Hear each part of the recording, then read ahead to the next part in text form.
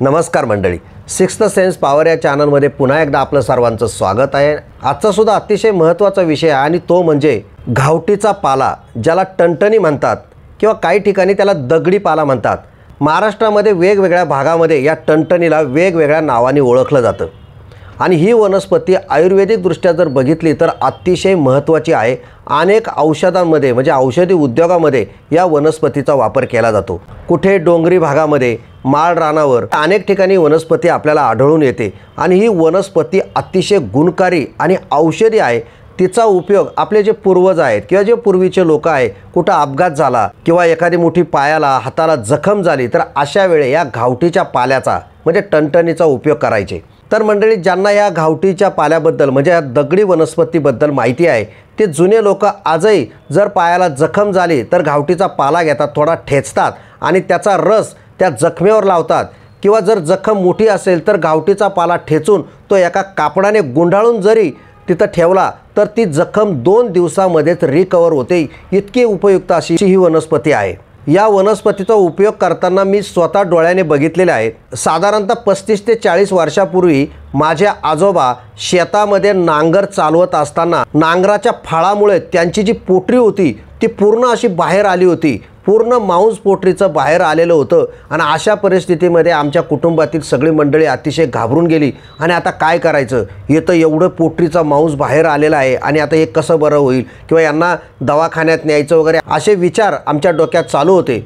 परंतु आमचे जे आजोबा होते ते अजिबात घाबरले नाही। त्यांनी ती जी पोटरी होती ती पोटरीचं मांस परत त्या ठिकाणी जुळवलं आणि घावटीचा जो पाला होता तो आणायला सांगितला आणि तो घावटीचा पाला दगडाने ठेचून त्या पोटरीच्या भोवती गुंडाळला आणि त्याला एक कापड बांधलं आणि हे जे घावटीच्या पाल्याचं ज्याला म्हणतो किंवा ज्याला आपण टणटणी म्हणतो या वनस्पतीचा जो पाला आहे तो गुंडाळल्यानंतर इतका चमत्कार घडावा अशा गोष्टी घडल्या। 2च दिवसामध्ये ती पोटरी पूर्ण जागेवर बसली होती आणि आमच्या आजोबांनी 8 दिवसाच्या आत त्यांची ती पोटरी रिकवर केली। आज आपल्याला छोटीशी जरी जखम झाली तर आपण इतकं घाबरतो आणि पोटरी एवढी तुटल्यानंतर सुद्धा आमच्या आजोबांनी त्या घावटीच्या पाल्यामुळे ती जखम नुसती जखमच नाही तर एवढी मोठं बाहेर आलेलं मांस, एवढी पोटरी त्यांनी नीट केली आणि काही दिवसाने त्याचा व्रणसुद्धा निघून गेला। एवढ्या टणटणीचे फायदे आहेत। आज आपण थोडंसं जरी काही लागलं तर आपण मेडिकलमध्ये जाऊन बँडेजची पट्टी तिथं लावतो किंवा कायम जखमा वगैरे होत असतात। अशा ज्या काही वनस्पती आहे आज काही ठिकाणी मुबलक प्रमाणात आहे, तर काही ठिकाणी या वनस्पती दुर्मिळ होत चाललेल्या आहेत। या वनस्पतींची लागवड केली पाहिजे। खरं याच्यावरती संशोधन व्हायची गरज आहे किंवा शेतकऱ्यांनी सुद्धा किंवा जे काही या क्षेत्रामध्ये कार्य करतात त्या व्यक्तींनी सुद्धा या वनस्पतीपासून काही औषधं तयार केले। या वनस्पतीचा वापर जेव्हा आपल्याला अडचण असते किंवा आपल्याला जखम वगैरे झालेली असते त्यावेळेस केला पाहिजे।